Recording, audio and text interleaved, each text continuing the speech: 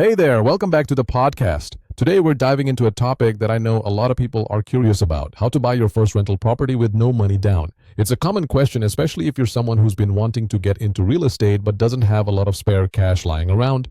Yeah, it sounds like a dream come true, right? I mean, who wouldn't want to start building wealth through rental properties without having to come up with a huge down payment? So, what's the secret? How did you manage to do it? Well, it definitely wasn't easy at first.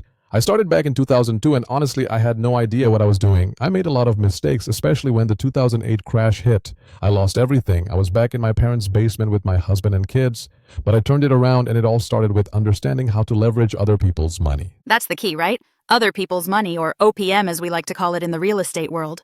But when you say that, does it mean you're asking for loans from your family and friends? Not exactly.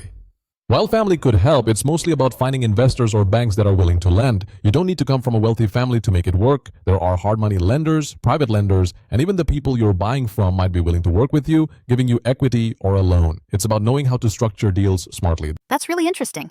So, you're saying I could buy a property, fix it up, rent it out, and then refinance to pay back the loan, right?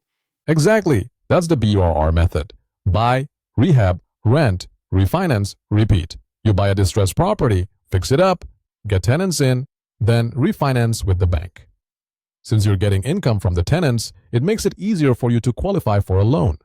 That sounds like a solid strategy. But how do you find the right properties? Not every property will work for this strategy, right? You're absolutely right. You need to find properties that have potential, usually ones that need some repairs or are in a distressed situation. Maybe the owner is behind on payments or the house is just falling apart. When you fix it, you increase its value significantly. So you're basically helping people in tough situations while also helping yourself financially. It's a win-win. Exactly. And don't forget, you can also look for properties that are subject to, meaning you take over the mortgage without actually paying for the house up front.